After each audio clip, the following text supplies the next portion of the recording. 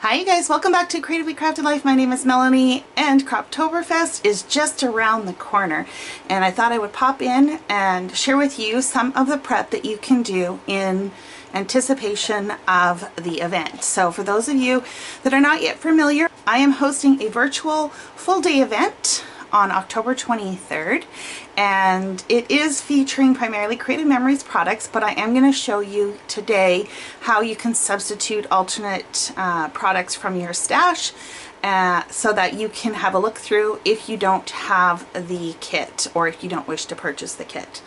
At the time of recording this, there was still product available, but by the time this goes up, I can't guarantee that it is. Of course, I still want you to participate, so I am going to be walking you through how you can create a Croptoberfest kit of your own and still participate in all the events. I will include a link above with all the details regarding Croptoberfest. Be sure to check that out if you are interested. And most of it will be housed or hosted on my Facebook group, Creatively Crafted Memories. If you're not on Facebook group, of course you can still participate. You just need to email me at creativelycraftedlife@gmail.com and I will send you all the relevant information. It is a free event with the exception of one bonus class. Again, all the details are in that video, so be sure to check it out. Okay, so let's get started. For the event, I am going to have 3 YouTube classes released. The 3 classes will be staggered throughout the day. Of course, you can take them at your leisure or you can take them at the time that they are released. And I will be using the product from Creative Memories that was specifically put out for Croptoberfest. Let's just revisit what the bundle was that you could purchase and how I'm labeling items so that when I'm going through and explaining things, you understand what it correlates to. So the first is the paper that you can purchase. It is this beautiful sunflower paper. Now remember, Creative Memories is paper, it is not cardstock, so if that is something that is important to you, I just want you to be aware of that.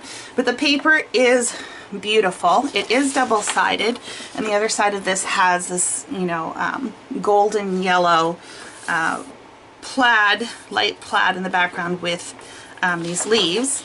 So you get 2 sheets of these, and I'm primarily going to be using them for the top side, and I am calling this the feature paper. So whenever you hear the word feature, I'm referring to whatever you substitute out for these 2 papers, okay? So that's the feature.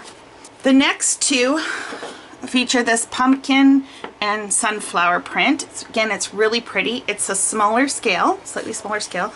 I'm calling this one a supporting paper just because the scale is a little bit smaller. You don't have to choose a smaller scale. It's just nice to have the variety. So this has the pumpkins on this side, and then on the back side are these leaf prints. Okay, so 2 sheets for the supporting.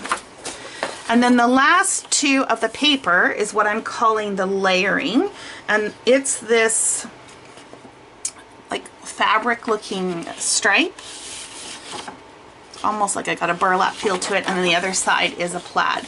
So I am calling this layering, and I have 2 sheets of this. Okay, included in the cardstock section of the bundle, there are 2 sheets of this yellow, which I am calling color 1. 1 sheet of the green, which is color 2, 1 sheet of the purple, which is color 3, 2 of this rust color, which is 4, and 2 of this brown, which is 5. Okay, so there are 5 colored cardstocks, so just keep that in mind. And then there are 4 specialty papers. There's 2 of this bronze shimmer, it's really pretty, and then 2 of this kind of champagne, creamy champagne color. Okay, so that's what we are using as an inspiration and what I will be using in the classes, but now I'm going to show you how you can substitute this out if this is not something you want or were able to purchase. So one of the easiest ways to find substitutions is to use a paper pad, which is what I'm going to demo here. Of course, you can go through your stash of loose papers, cardstocks, whatever, and substitute however you want. This is just to give you an idea as to how to go about doing this. Okay, so I'm going to use the Park Lane Rainbow Love paper pad, and I've already pulled out the paper, so let's go through it.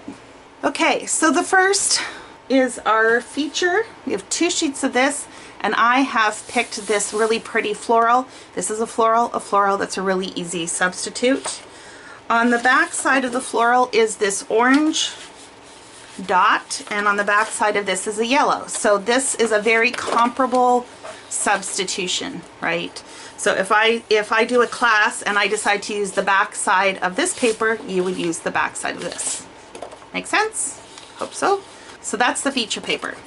The supporting paper, this one had the pumpkins and flowers, and I went with this heart shape. This is a slightly smaller scale than the florals, as is this.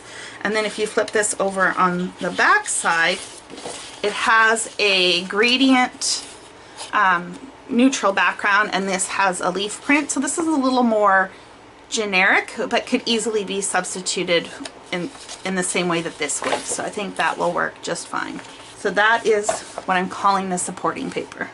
Then for the layering paper, I used this side here with this stripe as the inspiration, and I pulled a stripe from the paper pad. On the back side of that is this print with a floral on here. This is a geometric plaid print, and this also has a geometric on there. Now that we probably wouldn't use this per se, but it still is kind of a comparable replacement if you want to look at it that way. That is the layering paper. Okay, let's get on to the cardstock. I went really literal with color number 1. So I had 2 yellow sheets here, and I'm substituting 2 of these yellow with polka dots. Now I decided to go with pattern paper because I'm using the paper pad. I could have easily gone to my stash and pulled out solid cardstock. That is color number 1. 1 sheet of the green, 1 sheet green dot. Very easy substitute. That's color number 2. Color number 3 is the purple, and in this case I went with this gradient pink and purple. Again, this is from the paper pad.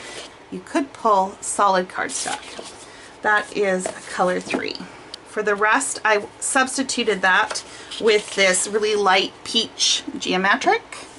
That's color 4. And then for the brown, I just went with what was left in the paper pad that read as a solid. In that case, it was this pink geometric. As for the specialty papers, this paper pad did have some specialty paper, but I've opted to use it for the solid. But you could, if your paper pad has more specialty papers, you could substitute them out. In this case, I actually went to my stash. So for the specialty paper number 1, where there's 2 sheets of this bronze, I pulled 2 of this foiled paper. It is a geometric. I think that will look just fine. Again, we're going to probably use this quite sparingly, so I'm not too concerned about how busy the pattern is. And then for the last specialty paper, I have this creamy champagne color. Now, I didn't have any 12 by 12 paper that I wanted that wasn't like really heavily foiled. I wanted to go with something a little bit more shimmer, and I happen to have this gold shimmer paper. This is old 8.5 by 11 cardstock from Stampin' Up. Like, we're talking probably 15 years. So just another idea is that if you don't have something in 12 by 12 and you do have something in 8.5 by 11, especially for the specialties, we're probably going to be able to make it work. Okay, so that's it for the cardstock and paper substitutions. Take a look at your stash, have a look at it, pull out what you need, get it ready. There will be subsequent prep videos coming up that will let you know what we're going to do with cutting, and also what kind of embellishments you need to pull so that you're all ready for the 23rd. I hope you will join me. It's going to be a lot of fun. I'm really excited about it. And until next time, happy crafting.